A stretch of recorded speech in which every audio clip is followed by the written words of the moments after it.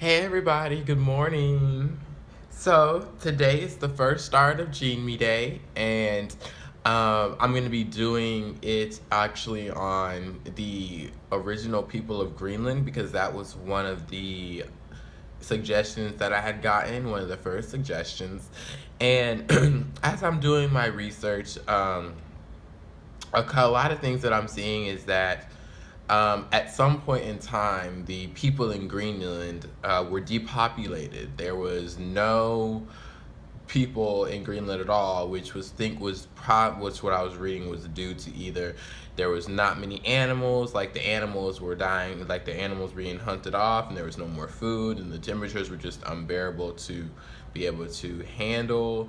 But there's a lot of cool things that I have been finding with the different people, like the Thule people, the Quanak people, the Sakwa people. It's really cool. And as I do these Jimmy Days, I'm gonna have us do it together. So it's not like I'm just gonna look up a whole bunch of information and say it. Because for me, I have to really study that. So I want us to do the research together and figure out all this stuff together. So as I begin this video, as I already have, we're gonna start getting into it. So let's do it. So I'm gonna post these websites on my YouTube video after I'm done and while I'm posting it. But so one thing it says is, Greenland was migrated. People migrated there 45,000 years ago. There's waves of populated Greenland from North America and contributes to the colorful culture and history. They talk a lot about the Bering Strait, so how they came from the Bering Strait onto Greenland. They talk a lot about that. The people, the way they look they look very Asian-like, and which is really interesting. So culture at the mercy of Mother Nature. People have lived in Greenland for more than 45,000 years. Although there have been long periods when the country has been completely uninhabited because conditions made it impossible, as I said, before. This could have been due to the lack of animals to hunt, or in the event of a change of climate that make conditions too harsh for survival. Here's some pictures of just things, which is really cool. First of immigration, Independence 1, which this talks kind of about the first of migration. So, the first people in Greenland came from northern Canada around 2500 BC. The Independence 1 culture spread along the northern coastline of Greenland to the southern parts of the present-day national park in northeast Greenland. This is really cool to me because I've never really thought much about the people of Greenland. I've heard about people in Iceland and people in Greenland, and I've always known that the people in Iceland were some of them were of European heritage, and I expected the people of Greenland to be of big European heritage, not to be of Asian or Native American or Eskimo heritage. I didn't expect that. So that's really awesome. So it explains that these early humans were dependent on relatively stationary animal populations and primarily lived on musk, ocean, and ringed seals. So we can see that they really depended on hunting. And still to this day, they depend on hunting. It's not places where they can farm and this and that. I mean, there probably are parts of that there, but it's very cold, so it's not a lot of that. So you have to do a lot of hunting. And they have to depend on a lot of kayaking as well to do certain things.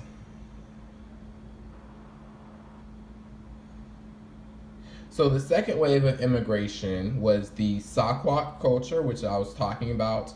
And the second immigration from Canada to Greenland took place in around 2400 BC and lasted until 8 or 400 BC. The Saquon people settled from the southern part of Melville Bay, around Cape Farewell, and up the southeast coast to what is today Ito Kortormit. See, I don't really know how to pronounce these words because I I don't speak the language, so probably a certain way that that word is pronounced. It could be that the last part isn't even said, but that's pretty awesome. So Disco Bay. Okay, so at the summit of Sockpot and Disco Bay, that first tools from this culture were found and subsequently gave the name to the culture. The people of the Sockpot culture are the ones who have who have lived in Greenland for the longest unbroken period. A lot of these, I find a lot of grammatical errors in some of these articles, which to me is surprising because I don't think you should publish something with grammatical errors like that. But people make mistakes. Um, okay, so at the small settlement of Stocklock and Disco Bay, um, this was mainly due to the fact that these hunters were able to hunt and use a wide variety of animals such as whales, seals, fish, birds, and land animals, which to me sounds like the pretty much the game they'd be having to go and hunt for because of the terrain and the environment and the what they live in on everyday basis. It's that's what they have. Um, New DNA research has proven that the Saquot people originate from the Aleutian Islands and were not genetically related to the later Inuit. Okay, so of course, uh, most likely migrations. Third wave of immigration independence, two in the Dorset culture. Now, I was doing a lot on the Dorset culture, like looking it up before doing this video, and it says that the next two immigrants were by the independence, okay, Dorset culture, Greenland's northern coastline into northeast Greenland from approximately 800 BC to 0 AD, and a new culture, the Dorset, which came across the ice near present day Quannock. Okay, so Quannock, what I looked up is like I guess a really amazing place that a lot of people like to go and visit. Quannock has, I guess, a lot of culture there, and it's just a place that a lot of people go and see, which to me is really cool. So let's click on Quannock.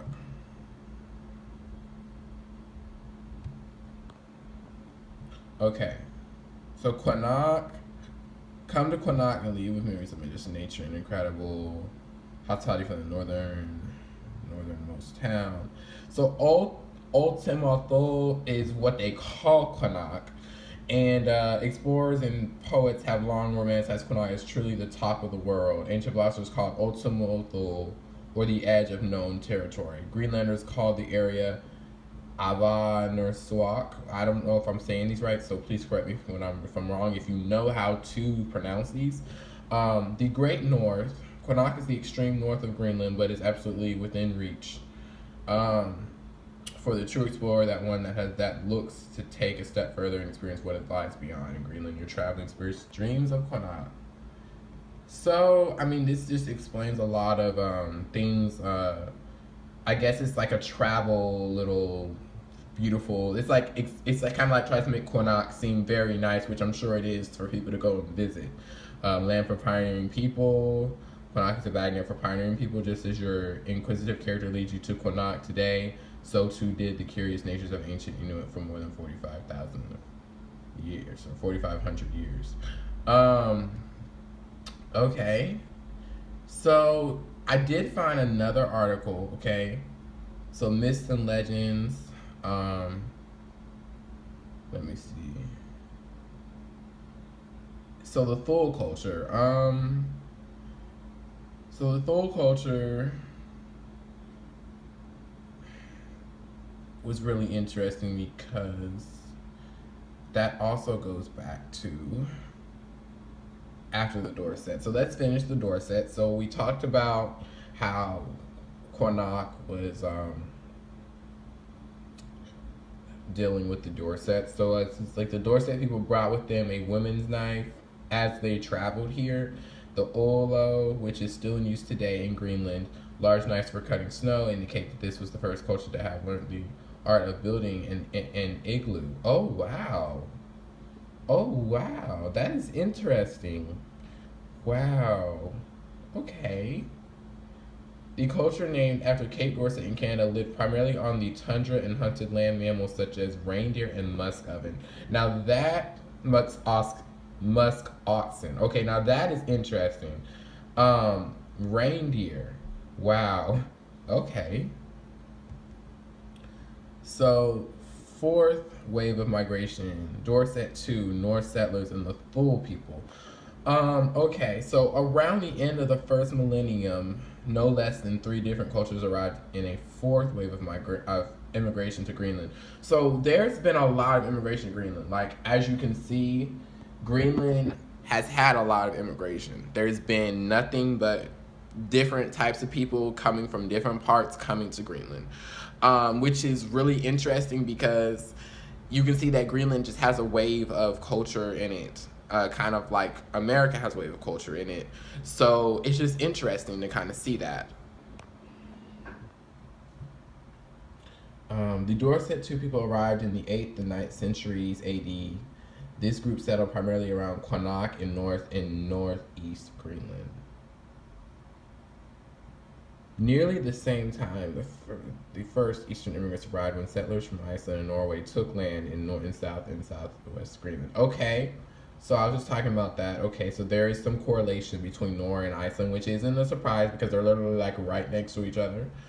This immigration can be dated rather precisely to 982 AD thanks to the Icelandic chronicles when Eric the Red set foot in South Greenland. Okay, wow, okay. Okay. So guys, I'm gonna stop it here and I'm gonna make a part 2 that continues this. And just because I'm running out of time and I want to be able to post this video without taking out of it. So I will see you in the next video and we can continue to search this stuff together. Bye.